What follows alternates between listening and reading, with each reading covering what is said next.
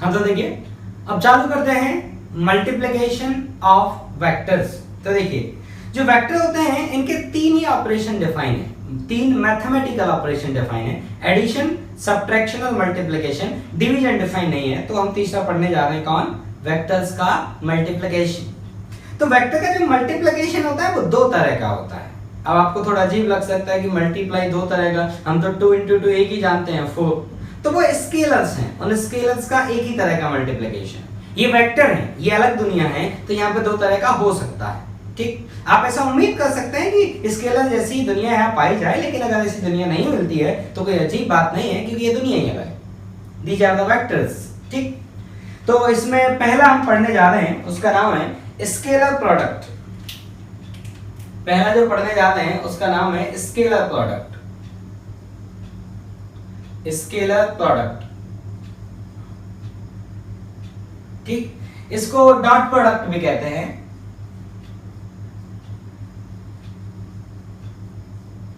ठीक, तो क्या इसका डेफिनेशन है? अब आप नई चीज है तो आपको तो पता नहीं क्या होगा, तो मैं बताऊंगा, वो फॉलो करिएगा। तो मान लीजिए दो वेक्टर हैं, एक है ए वेक्टर और एक है बी वेक्टर। इन दोनों के डॉट प्रोडक्ट, इसका रिप्रेजेंटेशन कैसे करते हैं? तो बीच में एक डॉट लगाते हैं, इसलिए इसको डॉट प्रोडक्ट भी बोला जाता है। ये हुआ डॉट प्रोडक्ट का रिप्रेजेंटेशन।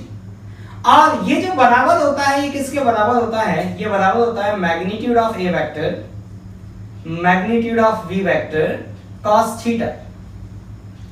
अभी थीटा क्या है? ये जो थीटा है ये है angle between A vector and B vector. मतलब ये ए वेक्टर और बी वेक्टर के बीच का क्या है? एंगल है।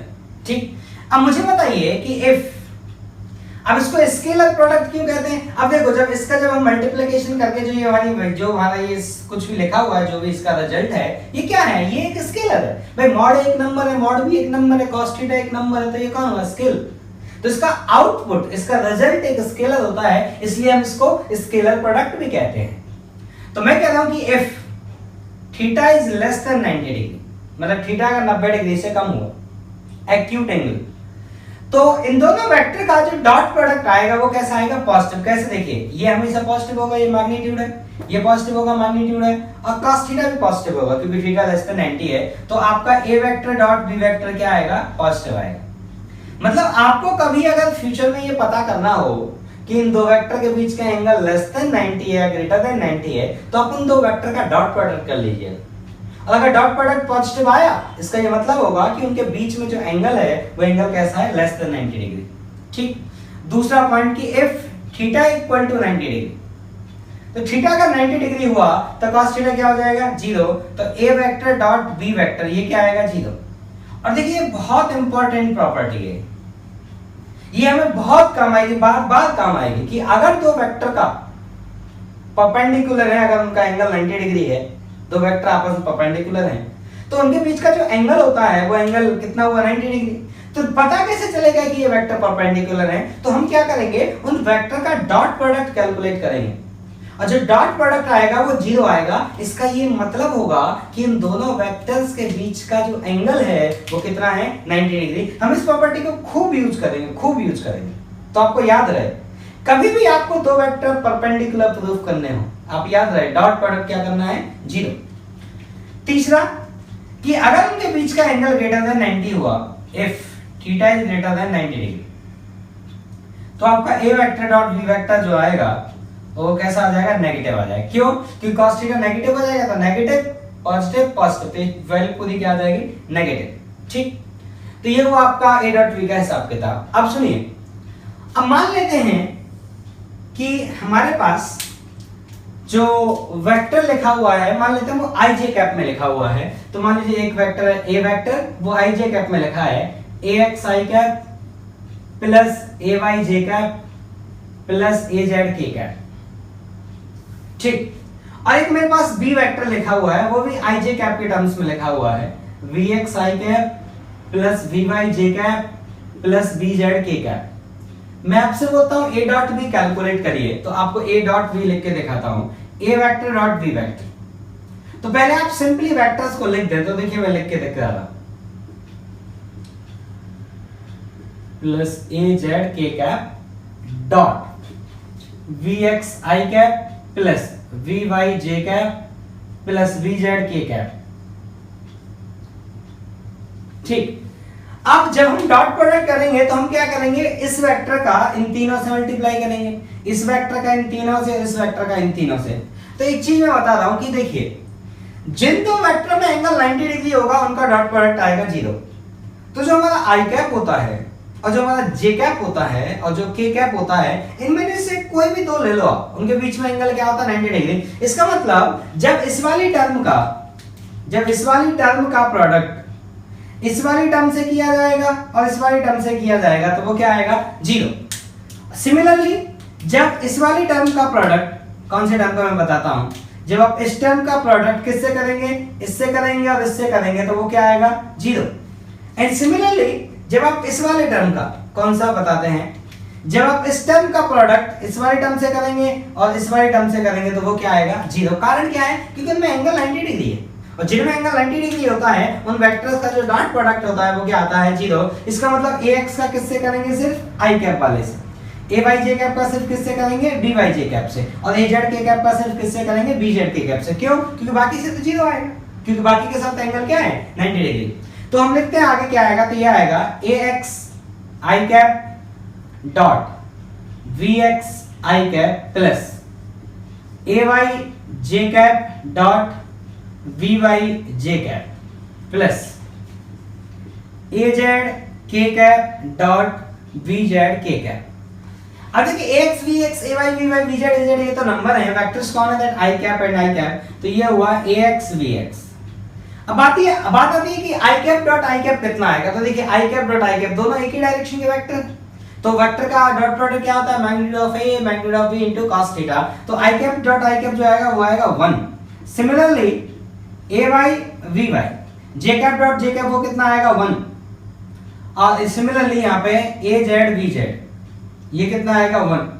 ठीक, अब देखिए एक आपको गाइडलाइन बता देता हूं, आप गलती से इसको क्रॉस मत बनाइएगा, ऐसा ये ऐसा लिख दिया आपने गलत हो जाएगा, ठीक है ना। जब तक वेक्टर्स हैं तब तक ये मैटर करेगा कि प्रोडक्ट के लिए आपने डॉट यूज किया है कि क्रॉस यूज किया है, तब तक ये मैटर करेगा। कब तक, जब तक आपके सामने वेक्टर्स हैं। अगर वेक्टर्स नहीं है, स्केलर है, तो कोई दिक्कत नहीं है। लेकिन अगर वेक्टर है तो दोनों सिंबल का अलग अलग मतलब होता है। तो वेक्टर के बीच में डॉट है तो आप यही सिंबल यूज करें, ये सिंबल यूज ना करें। लेकिन जब स्केलर है तो चाहे ये सिंबल यूज करो चाहे ये सिंबल यूज करो, बात बराबर है। ठीक, तो ये आया आपका क्या, ये आया ax bx plus ay vy plus az vz। ये किसके बराबर आया, a vector dot b vector के। अब देखिए इसको याद कैसे रखते हैं, तो इसको ऐसे याद रखा जाता है कि ax का bx से मल्टीप्लाई कर लो, मतलब खुद का खुद से कर लो। i कैप वाले का i कैप वाले से, j कैप वाले का j कैप वाले से और k कैप वाले का k कैप वाले से, मतलब खुद का खुद से मल्टीप्लाई कर लीजिए। तो आपका जो खुद का खुद से मल्टीप्लाई कर लीजिए तो आपको कौन मिल जाएगा, दोनों वेक्टर का डॉट प्रोडक्ट। ठीक, अब देखिए वेक्टर ए का, अगर मैं इस फॉर्मूले की हेल्प से अगर मैं इन दोनों वेक्टर के बीच का एंगल निकालना चाहूं, मैं क्या करना चाहूं, अगर इन दोनों वेक्टर के बीच का एंगल निकालना चाहूं तो cos थीटा की वैल्यू क्या होती है, cos थीटा की वैल्यू होती है कि इन दोनों वेक्टर का जो डॉट प्रोडक्ट आया उसमें आप उनके मैग्नीट्यूड का डिवाइड लगा दीजिए। तो magnitude of A vector and magnitude of B vector. तो a डॉट b कितना आया वो तो मुझे पता चल गया। अब मैं पता करता हूं इनका मैग्नीट्यूड क्या आएगा, तो a वेक्टर का मैग्नीट्यूड तो आपको बताया है कि 3 ax ay az होते हैं। तो मैग्नीट्यूड कैसे लिखते हैं, under root of ax square plus under root of ay square plus under root of az square. ये कौन होगा उसका, a वेक्टर का मैग्नीट्यूड। सिमिलर कहानी अगर b वेक्टर का मैग्नीट्यूड लिखा जाए तो वो क्या आएगा, वो आएगा under root of vx square plus vy square plus vz square.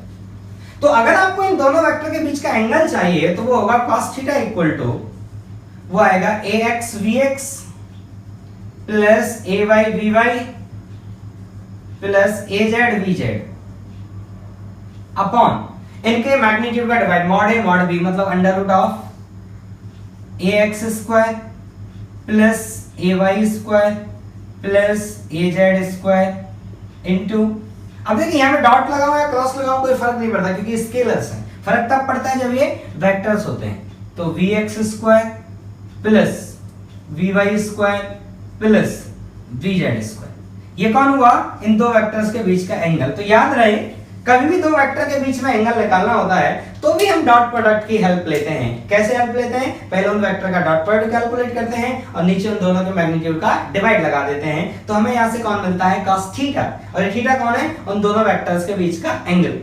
ठीक, अब सुनिए, तो देखिए इस तरह से आप याद रखेंगे। तो देखिए डॉट प्रोडक्ट का आप क्या याद रखेंगे कि अगर दो वेक्टर परपेंडिकुलर प्रूफ करने हैं तो डॉट प्रोडक्ट यूज किया जाएगा। दो वेक्टर का डॉट प्रोडक्ट लिखा कैसे जाता है? तो ऐसे याद रखते हैं, खुद का खुद से मल्टीप्लाई करते हैं, मतलब ax bx ay by az by, खुद का खुद से मतलब i कैप वाले का i कैप वाले से, j कैप वाले का j कैप वाले से और k कैप वाले का k कैप वाले से। ठीक, और दो वेक्टर के बीच में अगर कभी एंगल निकालना हो कि इन दो वेक्टर के बीच में एंगल कितना है, तो भी हम डॉट प्रोडक्ट की हेल्प लेते हैं। कैसे? इस तरह से। ठीक है, अब आगे चलते हैं। अब देखिए मैं डॉट प्रोडक्ट पे आपको कुछ एग्जांपल लेके दिखाता हूं।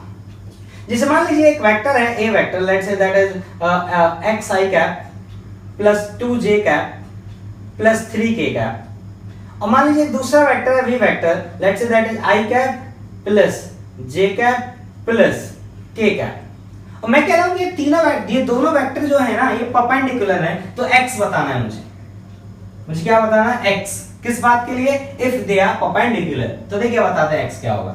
तो अगर ये दोनों परपेंडिकुलर है तो इनका डॉट प्रोडक्ट क्या आएगा? 0। तो ax कितना है? x, bx कितना? 1 plus ay 2, by 1 plus az 3 and bz 1, और ये क्या आना चाहिए? 0। तो कितना आया?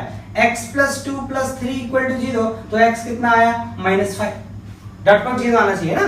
और सुनिए, जैसे मान लीजिए कोई a वेक्टर है, let's say that is -2i cap plus 3j cap plus 4k cap, और एक दूसरा vector b, let's say that is -3i cap -4j cap and plus 5k cap, और मैं इन दोनों वेक्टर का डॉट प्रोडक्ट करना चाहता हूं। मतलब मेरे से पूछा गया है कि find a dot b, a vector dot b vector कितना आएगा ये मुझे बताना है। ठीक, तो कैसे कैलकुलेट करेंगे? तो आपको पता है x वाले का x से, y वाले का y से और j वाले का j से। इसका मतलब ये हुआ i का जो कोफिशिएंट होता है उसको कहते हैं ax, j का जो कोफिशिएंट होगा वो होगा ay, और k कैप का जो कोफिशिएंट होगा वो होगा az।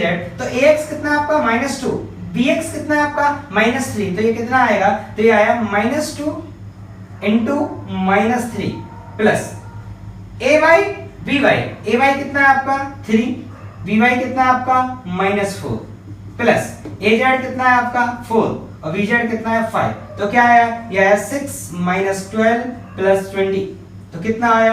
ये आया 26 -12 एंड दैट इक्वल टू 14। तो a डॉट b पॉजिटिव आया, इसका मतलब ये गारंटी है कि इन दोनों वेक्टर्स के बीच का जो एंगल आ होगा वो एंगल क्या रहा होगा? Less than 90 degree. ठीक, अब देखिए आपको मैं एक दो क्वेश्चन और करके दिखाता हूं। क्वेश्चन ये है कि एक वेक्टर है और हमारा जो एक वेक्टर है, लेट्स से वो वेक्टर हमें दिया गया है वो है 3i cap plus 4j cap. एक वेक्टर है a वेक्टर, और एक वेक्टर दिया है b वेक्टर, वो वेक्टर दिया है हमें कौन? i कैप, और हमें बताना है कि इन दोनों वेक्टर्स के बीच का एंगल क्या होगा। तो देखिए एंगल निकालने के लिए चाहे वेक्टर 2D हो 3D हो, उससे मैटर नहीं करता, हमेशा आप डॉट प्रोडक्ट यूज करें। तो पहले तो हम क्या करें? इन दोनों का डॉट प्रोडक्ट निकालें, a डॉट b। अब आप बोलेंगे सर इसमें k कैप तो दिख ही नहीं रहा, और ऐसे आपका मन कर रहा है कि नहीं सर k कैप तो दिखना चाहिए, तो आप ऐसा करें 0 k कैप लिख लो। 0 लिखे मत लिखे बात बताना, आपका मन नहीं मान रहा है, आप बोले sir j cap k cap दिखना तो चाहिए, होना तो चाहिए, तो लो भाई 0 j कैप 0 k कैप खुश। ठीक, आप तो प्रोडक्ट डॉट प्रोडक्ट कर लो। i कैप का कोफिशिएंट ax और bx, j कैप के coefficient ay by, k cap के कोफिशिएंट az vz, तो क्या आएगा? 3 into 1 कितना आया? 3 प्लस 4 into 0 प्लस 0 into 0 कितना आया? 3। अब मैं आपसे बोलूं कि आप a वेक्टर का मैग्नीट्यूड बताओ, तो a वेक्टर का मैग्नीट्यूड क्या आएगा? Under root of 3 square plus 4 square plus 0 square कितना आया? 5। 9 और 16 25, और 25 का रूट, और b वेक्टर का मैग्नीट्यूड कितना आया? 1, वो तो यूनिट वेक्टर है i कैप। अब आप फार्मूला लगा दीजिए। फार्मूला क्या कहता है आपका कि cos थीटा की जो वैल्यू होती है वो किसके बराबर होती है? a vector dot b vector upon mod of a and mod of b। a dot b कितना आया? 3, मॉड ऑफ a कितना है? 5, मॉड ऑफ b कितना है? 1, तो ये कितना आया? 3/5। तो आपको याद होना चाहिए थीटा 3 cos थीटा 3/5 कब होता है? जब थीटा की वैल्यू क्या होती है? 37 डिग्री। मतलब इन दोनों वेक्टर्स के बीच का जो एंगल है वो एंगल कितना होगा 37 डिग्री। ठीक, चलो